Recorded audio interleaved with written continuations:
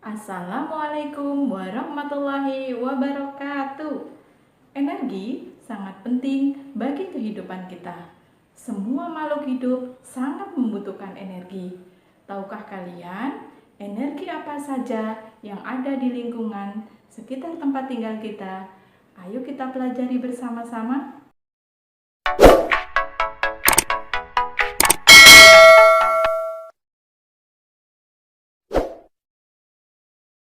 Halo anak-anak, masih dengan Ustazah Vita. Kali ini kita mau membahas materi mengenai sumber-sumber energi. Apa sih sumber energi itu? Apa saja sumber energi yang ada di lingkungan tempat tinggal kita dan pengaruhnya bagi kehidupan manusia dan makhluk hidup. Nah, kali ini kita mau membahas 5 sumber energi yang ada di bumi kita tercinta. Yang pertama, matahari. Yang kedua, angin. Yang ketiga, air. Yang keempat, listrik. Dan yang kelima, minyak bumi. Oke, simak penjelasannya baik-baik satu persatu. Ya, yang pertama, matahari. Matahari adalah energi yang sangat besar yang ada di bumi kita. Nah, perhatikan gambar berikut. Apa yang diceritakan pada gambar tersebut terkait manfaat matahari bagi makhluk hidup? Ya, benar sekali. Di antara manfaat matahari bisa digunakan untuk mengeringkan baju. Matahari juga digunakan tumbuhan untuk fotosintesis memasak makanan sehingga bertumbuh dan menghasilkan oksigen serta bermanfaat bagi kehidupan manusia. Sinar matahari juga membantu kesehatan tulang pada manusia. Matahari juga digunakan untuk panel surya untuk membangkitkan listrik tenaga surya seperti berikut. Semakin besar energi yang bisa dimanfaatkan. Lalu, sel-sel pada panel surya akan mengubah energi panas dari sinar matahari menjadi energi listrik. Listrik tersebut dapat kita gunakan untuk menyalakan alat elektronik di rumah kita. Sumber energi yang kedua adalah sumber energi angin. Angin merupakan sumber energi yang tersedia melimpah di bumi kita ini. Dengan membuat kincir angin, maka dapat menggerakkan turbin ataupun generator yang nanti bisa menghasilkan listrik. Seperti berikut ini. Pertama, angin yang tertiup kencang akan memutar baling-baling pada kincir angin. Sama seperti kita meniup baling-baling kertas. Baling-baling ini akan terhubung dengan roda gigi yang fungsinya akan mempercepat putaran dari baling-baling. Dari roda gigi itu akan terhubung ke generator yang fungsinya mengubah energi gerak itu menjadi energi listrik. Energi listrik dari tenaga angin ini dapat memenuhi kebutuhan listrik di rumah kita sehari-hari. Sumber energi yang ketiga adalah air. Air juga tersedia sangat melimpah sekali di bumi kita tercinta ini. Nah, air dibutuhkan oleh manusia untuk menjalankan rutinitas setiap hari, mulai dari mandi, kemudian mencuci, kemudian mengepel, ataupun yang lainnya. Kemudian air juga dibutuhkan oleh tumbuhan dan hewan untuk menjalankan aktivitas dan bertumbuh dan beraktivitas setiap hari. Nah, kemudian air juga sangat bermanfaat sekali untuk pembangkit listrik tenaga air. Gerakan air dari air terjun mampu menggerakkan generator sehingga generator tersebut diubah menjadi listrik. Ini menggunakan tenaga air sebagai penggeraknya, seperti dari sungai atau danau. Arus air ini akan memutar kincir air. Kincir air ini akan terhubung ke generator yang fungsinya mengubah energi gerak itu menjadi energi listrik.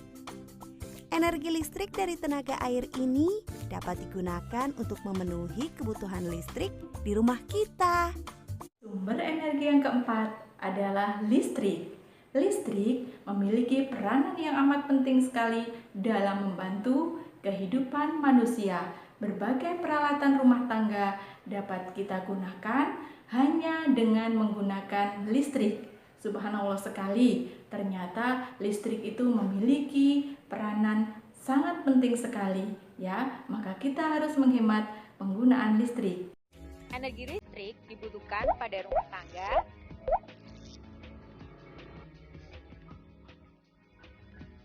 gedung kantor,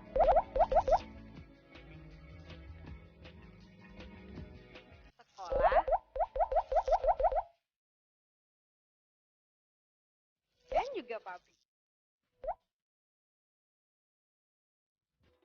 Nah, yang kelima adalah minyak bumi. Minyak bumi merupakan sumber energi yang sangat terbatas ketersediaannya di bumi kita tercinta. Karena energi dari minyak bumi itu membutuhkan jutaan tahun untuk mengadakannya atau membuatnya. Berasal dari manakah?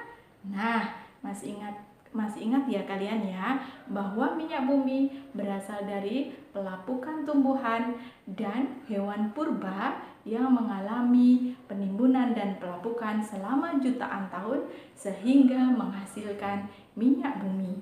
Nah, minyak bumi digunakan sebagai sumber energi bagi kendaraan bermotor.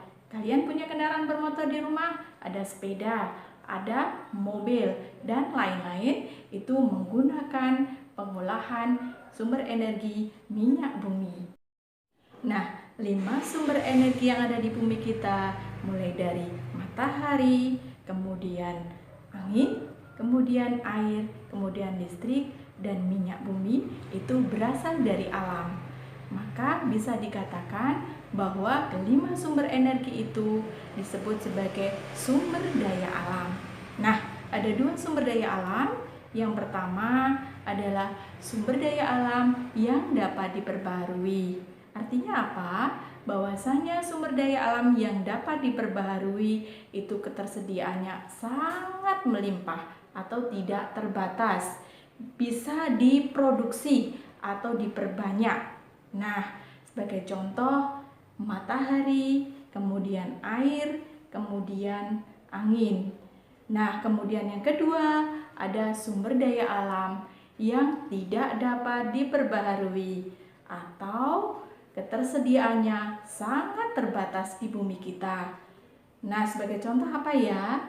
Tadi sudah disampaikan, ada minyak bumi, kemudian ada emas, ada perak, ada batu bara, dan ada bahan tambang yang lainnya. Subhanallah sekali, ternyata Indonesia kaya akan sumber-sumber energi. Tadi sebagai contoh minyak bumi, kemudian air, angin, batu bara, dan lain-lain. Nah, setiap warga negara Indonesia memiliki hak dan kewajiban yang sama dalam menggunakan sumber-sumber energi tersebut. Nah, dalam penggunaannya kita harus mengingat menggunakannya seperlunya saja bila mana kita membutuhkannya.